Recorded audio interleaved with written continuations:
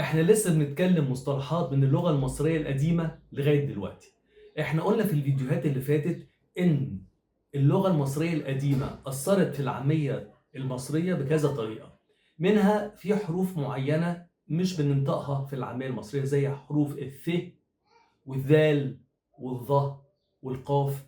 دي كلها واحنا بنتكلم عادي دلوقتي مش بننطق الحروف دي علشان الحروف دي ما كانتش موجودة في اللغة المصرية القديمة. وقلنا كمان إن في مجموعة كلمات لسه لغاية اللحظة دي بنتكلمها وهي أصلها مصري قديم بنفس النطق ونفس كل حاجة.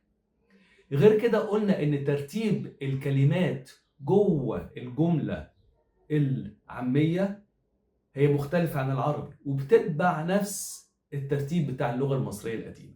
تعالوا النهاردة نشوف مصطلحات كانت موجودة في المصرية القديمة اللي هي القبطية، كل الفكرة إن هي اترجمت.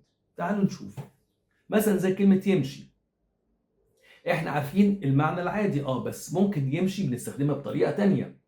لما بنقول مثلا القميص ده ماشي مع البنطلون ده، ان هو بمعنى لايق. باللغه العربيه مفيش حاجه اسمها كده خالص، ممكن لائق او اي مصطلح تاني لكن مش يمشي. ليه؟ عشان كنا بنقول في اللغه المصريه القديمه القبطيه دينا داميه هنكلافت انسموشه من نهويدا. يعني ايه الكلام ده؟ انا هعمل طواقي جمع طاقيه علشان تمشي مع الهدوم دي.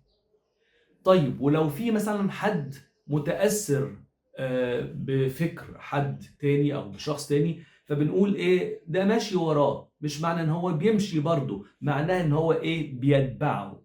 موشي انسوف ده اللي كان بيتقال في اللغة المصرية القديمة القبطية. في حاجة كمان لما نقول مثلا الراجل ده ماشي مع الست دي، مفهوم طبعا معروف المعنى اللي احنا كلنا فاهمينه، مش معناه ان هو بيتمشى يعني. برضو نفس المصطلح بنفس المعنى كان موجود في اللغة المصرية القديمة. كل الفكرة ان احنا ترجمنا بس المصطلحات لكن بنستخدمها زي ما هي. وفي العربي اللغة العربية الفصحى بتدي معنى مختلف تماما. طب تعالوا نشوف مثال كمان زي مثلا كلمة ايه ياكل. اوكي، احنا ممكن بنستخدمها في العامية المصرية بمعاني مختلفة، ودي برضو ترجع للغة المصرية القديمة. زي لما بقول مثلا ايه واحد زعلان عمال ومتضايق عمال ياكل في نفسه، كان نفس التعبير ده بيتقال في اللغة المصرية القديمة. مثلا شات ناو جيكووم ايروك، يعني لغاية امتى هتفضل تاكل في نفسك. مفيش حاجة في اللغة العربية اسمها يأكل في نفسه، تمام؟ او المصطلح ده يعني. حاجة كمان لما بنقول قلبي وكلني، برضو في اللغة العربية مفيش حاجة اسمها كده، لكن ده ترجمة للمصري القديم. كان بيتقال مثلا بهات افوم اموي، قلبي بياكلني. بنفس الحاجة. كل الفكرة ان اجدادنا ترجموا المصطلحات والاكسبريشنز دي للعامية المصرية.